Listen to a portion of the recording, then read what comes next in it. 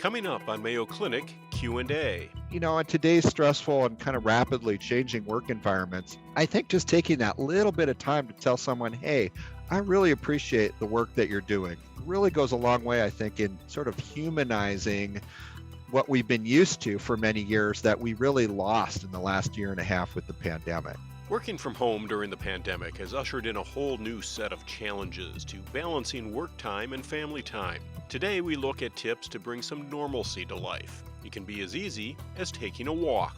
Stepping outside and doing a 15-minute walk around the block or around a couple blocks, just for that mental and physical break before they transition into family time.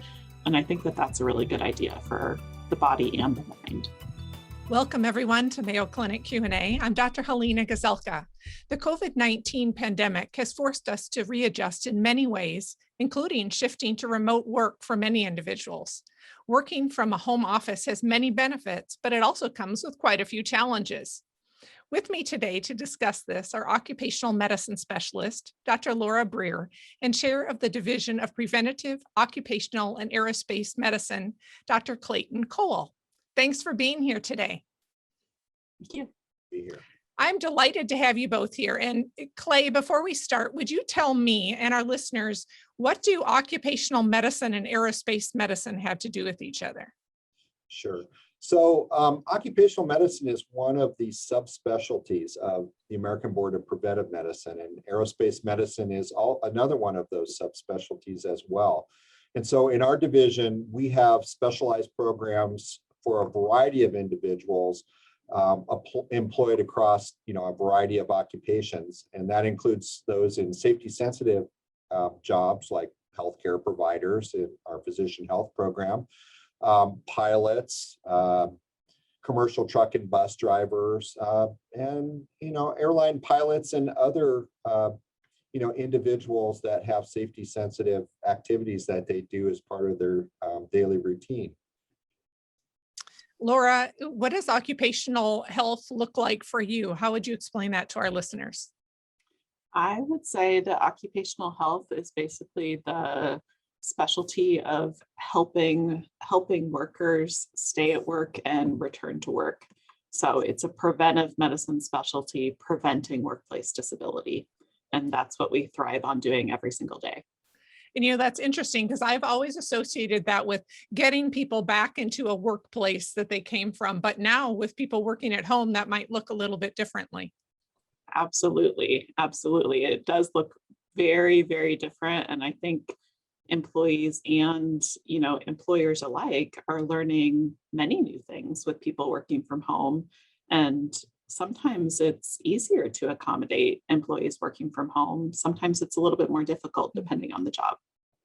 Well, there are a number of topics related to working from home that I'm interested to ask you about today, but the first one is pertinent. I'm here in an office at Mayo Clinic, but yet it is very pertinent to my job as well. Zoom fatigue. Why is it so fatiguing to be on Zoom? Tell us what we can learn about that. Well, I guess I can start and say, first of all, if we back up and think, 2 or 3 years ago, if we were saying terms like Zoom and Teams and Skype, we were kind of looking at each other and go, what? And, but I mean, we all know that's kind of a way of life now. And I think that, once all these meetings and our activities at work went virtual, it went really quickly towards that. And so, most workers really never had time to navigate one platform. They're navigating several platforms. And, it added a new sense of like stress and things to think about as part of, I guess, what we define as the new normal of our regular workday. That's very, very true. I think the other thing I've noticed with Zoom and other virtual meetings is we've really kind of taken away some of the informal interactions that we used to have in face-to-face meetings. So we don't have the meeting before the meeting. We don't have those side conversations. We don't have, the meeting. We're not talking to people on the way to the next meeting. And we've really taken away a lot of those transition times too. So, I think especially early in the pandemic, with the Zoom meetings, a meeting would end on the hour and we would expect the meeting to drop right on the hour and start the next one.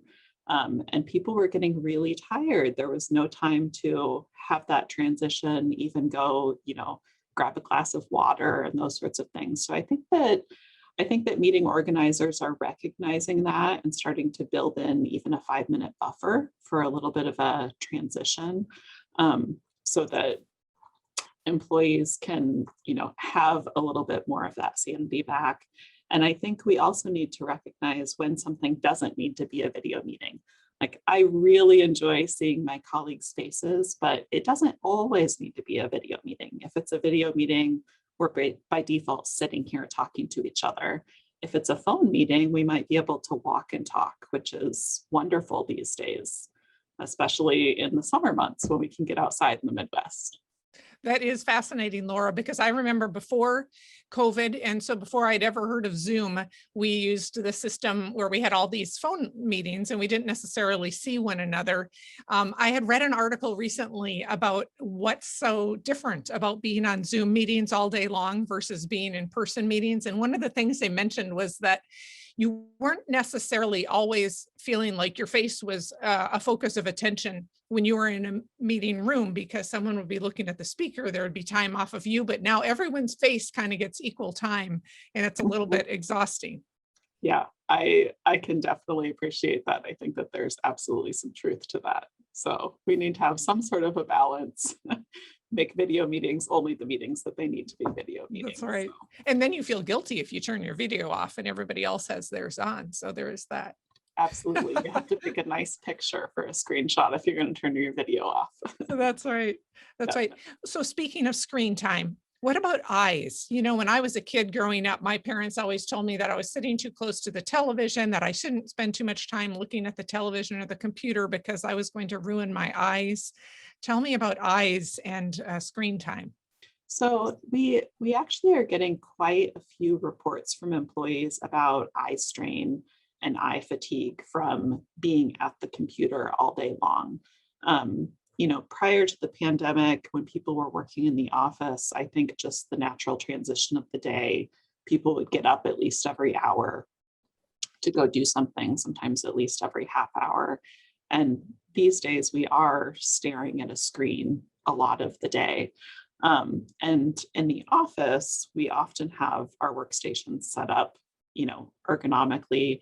At home, we transitioned so quickly. Many of us did not have home offices that were set up correctly. I know I was guilty of this. I was having eye strain early on, and I realized that my monitor was way too close. So as a rule of thumb, your monitor is supposed to be about 20 inches away from your face, and that's about an arm distance away. So if you can reach out and your monitor is like right here with your elbow bent, that's way too close. You're going to be straining your eyes to focus that close. You need to have it far enough away that you're not straining your eyes. So getting your monitor set up appropriately is really good. There are absolutely devices out there like swing arm monitors that people can adjust the distance, but you can do it with, a stack of books that you don't use and different tables and things like that. Just pushing your desk a little bit away until it feels more comfortable to you and taking breaks.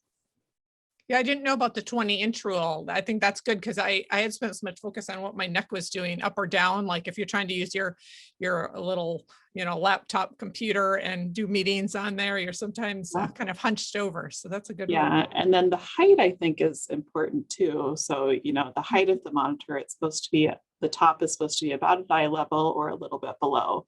And a lot of people are working on laptops at home. They have them down on their desks. So they're really looking down, straining to see. What do you think of the blue light blocking glasses? Are those useful?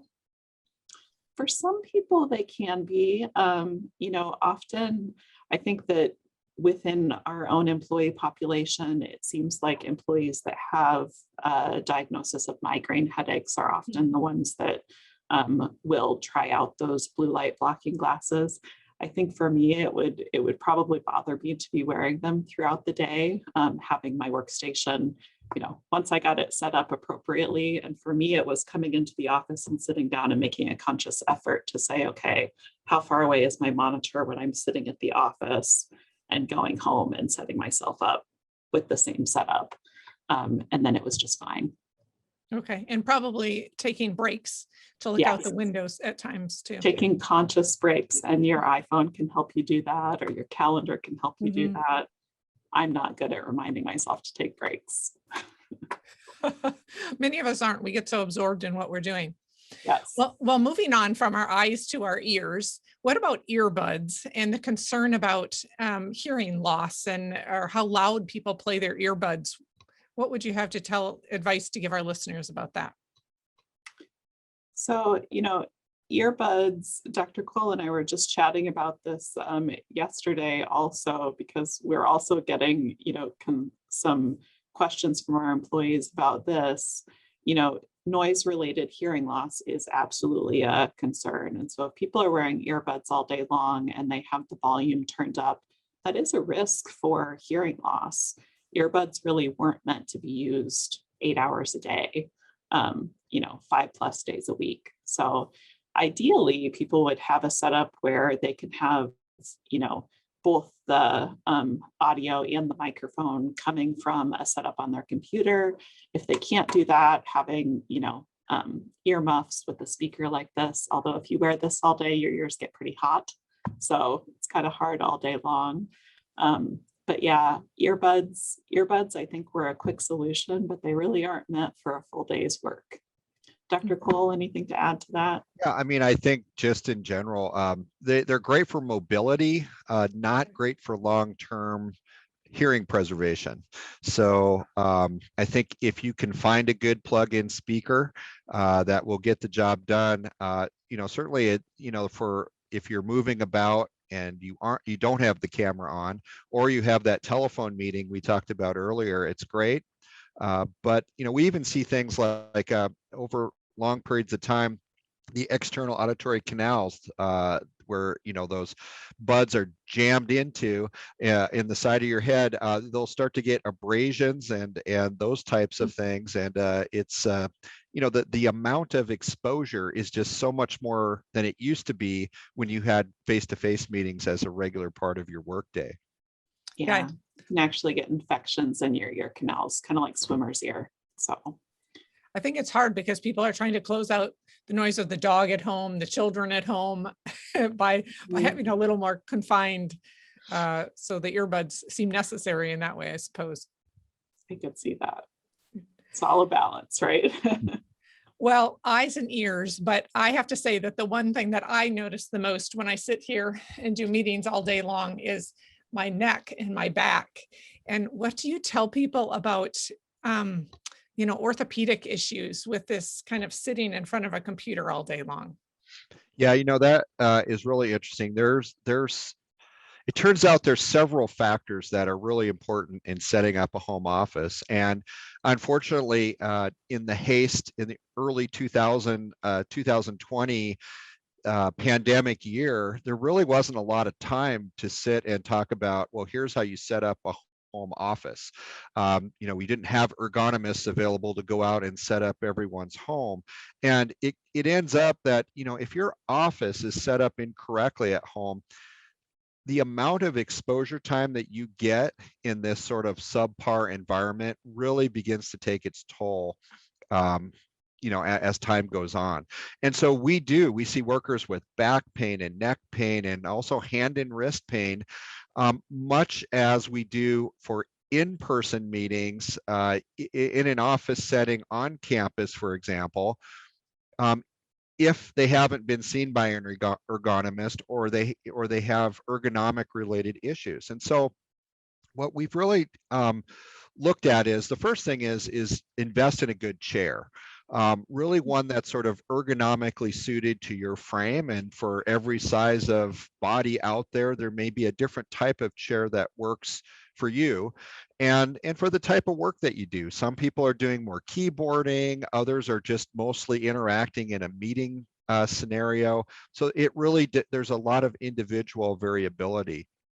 I think the next thing would be to try to actually set up a place at home that you call your home office. And we've had a lot of employees have issues with sort of setting those boundaries. And we've talked before about controlling white noise and background noise that's there. And I think it's really important that if you are working from home, that you have office time and family time as separated as you can have. And it really needs to be a room that, or at least a part of a room where it's quiet, the light is appropriate, there's adequate ventilation, et cetera.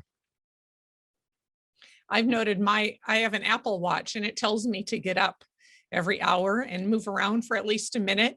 And I find that really helpful. I also am blessed to have a stand desk here so that I can move. But at home, sometimes I have set it up, my computer up on some books on the counter or a box or something so that I'm not always sitting when I'm in a meeting because you can get so sore. Yeah, Dr. Brewer and I have talked a lot about, how do we tell our employees and individuals who work for other firms outside of Mayo, how to break up your day. Dr. Brewer, other thoughts? Yeah, I think it's so personal, but I think just this echoing the same things Dr. Cole said, making sure that it's ergonomically set up. A lot of people started working at their kitchen table, and kitchen tables are not set up for the right height for working, even when you're sitting. And you can, you absolutely can stack books to get kind of a alternate standing workstation, but your family probably won't tolerate you leaving that at your kitchen table for dinner every night. So having it positioned somewhere where you can just leave it day after day and have a spot to sit and a spot to stand to alternate back and forth is good. The other thing, that several employees have talked about doing is, kind of building in a bit of a walking commute, especially at the end of the day, just to break things up. So, rather than at 5 o'clock or 5:30 when they finish work, stepping from their home office out into the family responsibilities, stepping outside and doing a 15-minute walk around the block or around a couple blocks, just for that mental and physical break before they transition into family time. And I think that that's a really good idea for the body and the mind. That's a good idea. It mimics the drive home when you sometimes have a few minutes to kind of decompress or try to get your mind from the last list of things you left at work to what you're going home to. Yeah. And, it's those sorts of things that we used to, when people were working in the office, it was a given that commute time was built in because it had to be. And I think a lot of people have given that up, and all of those, time periods have now been filled with either work or home responsibilities. So just finding those little bits of time for people to decompress, I think is good. I think the next topic is difficult, whether you're working at home or whether you're working in an office, but the thought of the COVID-19 and weight gain. I think it's particularly difficult maybe working at home because the kitchen is so available and people aren't walking to meetings or some of the other activity that they might even have getting up and moving during the day. What what advice would you give about that? Yeah, we've often discussed the fact it is, like you've already mentioned, it's the COVID-19 for many people. And, just having normal patterns of exercise. Look, we're all creatures of habit, and having that gym closed down or activities that we would have normally done as just part of our normal day and really didn't even chalk that up as exercise, we couldn't do. And so it really limited the amount of activity for certain people that sort of counted on that. And then meanwhile, they're stuck at home, I think, with background stress about kind of fear of the unknown and that type of thing, with meetings going on top of each other as we just have got done discussing, but then also having that snack food available. And so we tend to be, as I said, creatures of habit. We probably need to have now a set of mid-year resolutions as opposed to New Year's resolutions, that kind of got skipped over this year. That's right. Yeah. I think that, one of the things that I'm actively trying to do on days that I might be working from home is planning what I'm going to eat early on, because I know that if I don't plan what I'm going to have for lunch, things are going to pick up and I'm going to get busy. And then I'm going to have a 5 or 10-minute window where I'm going to come down and grab the quickest thing I can find, which is often not the healthiest thing you can find. So if I prep it the night before, prep it in the morning, just like we used to do when, people would go to work, when they would pack their lunches, I think you end up with a lot healthier options that way. I think that's a great idea, Laura. I like that idea of thinking about it ahead of time, because it is true. If you know that a meeting is coming up and you just all of a sudden look at your schedule and you're like, oh my goodness, I'm so hungry and I've got 10 minutes. What can I ransack quickly? The other thing that I've done, which is I print my schedule out every morning and I look at my list of meetings, and then I try to find where there's a 15-minute block. And I do have some stairs here in the building where I work. So I'll go walk up and down the stairs for 5 minutes or something, but same concept at home to try to stretch. Very So good idea. planning that in ahead of time, I think that's helpful. Yep. Great And tips. 5 minutes, you get a really good workout doing stairs. So that's awesome. Yep. And it gives me some steps on my Apple Watch too, There you go. my pedometer. What other tips do you have to help us be healthier while we're working at home? Well, I guess I'll say that, besides some of the more obvious things we've talked about, like basic, ergonomic things with furniture and that sort of thing, getting the screens at the right height. I think, it's finding those little opportunities, that sort of random acts of sharing joy in your day. And we sort of forget about that. We've been focused so much on the pandemic and what it means for myself and my family and what things we haven't been able to do. It's a bit of a negative sink. And I think, to just remember to pick up the phone and make that effort to connect with friends and colleagues. In today's stressful and kind of, clearly rapidly changing work environments, I think just taking that little bit of time to tell someone, hey, I really appreciate the work that you're doing, or that was a great insight at the meeting, really goes a long way, I think, in sort of humanizing what we've been used to for many years that we really lost in the last year and a half with the pandemic. I love that. We've started using a little bit of our Zoom meeting time once a week or once every couple of weeks to have a little coffee break, just for Yeah. a few minutes to talk about something other than work with some members of the department. And that's been really enjoyable, actually. I love the idea of spreading joy. Yeah. Now, are there any apps or tools that the two of you like to recommend for people working from home? I think that there's a wealth of resources on the internet. On mayoclinic.org, you can search office ergonomics and you can find some of the tips that we've talked about how to set up your home workstation with just some simple steps. You can search office stretches, and there are some videos there that can walk you through kind of some 5-minute sessions of office stretches. I really like the seated ones. Sometimes I do those during meetings when I find myself getting a little bit stiff if I have some back-to-back meetings, and those are really helpful. And then, just searching some healthy recipes and things like that, I think are good. In terms of kind of apps or tools, I think many people have smartwatches or smartphones, and I think just using that technology to your advantage, as you were talking about, to remind you to move, whether it's already programmed in where it says, hey, you've been sitting too long, get up and move, or if it's something where you program it to say, hey, buzz me at 10 o'clock in the morning, because I know I have a little, break there and I'm going to go, do some stairs or go do a lap around the block or something like that. Just so we're a little bit more conscious of it, I think is a good thing.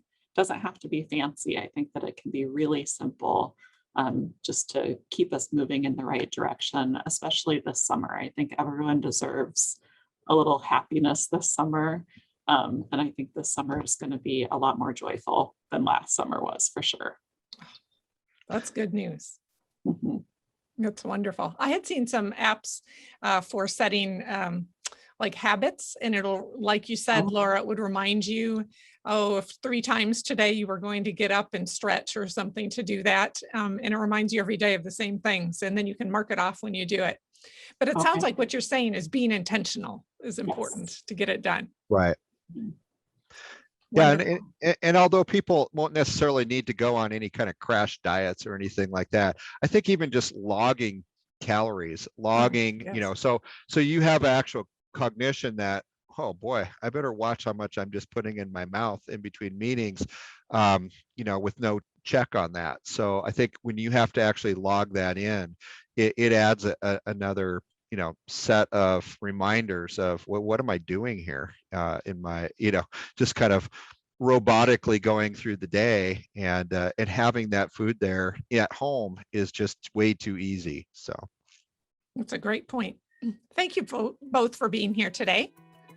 Thank you so much for having us. Our thanks to occupational medicine specialists, Dr. Laura Breer and Dr. Clayton Cowl, for being here today to teach us more about how to be healthier remote workers. I hope that you learned something. I know that I did. We wish each of you a wonderful day. Mayo Clinic Q&A is a production of the Mayo Clinic News Network and is available wherever you get and subscribe to your favorite podcasts. To see a list of all Mayo Clinic podcasts, visit newsnetwork.mayoclinic.org. Then click on Podcasts. Thanks for listening, and be well. We hope you'll offer a review of this and other episodes when the option is available. Comments and questions can also be sent to Mayo Clinic News Network at mayo.edu.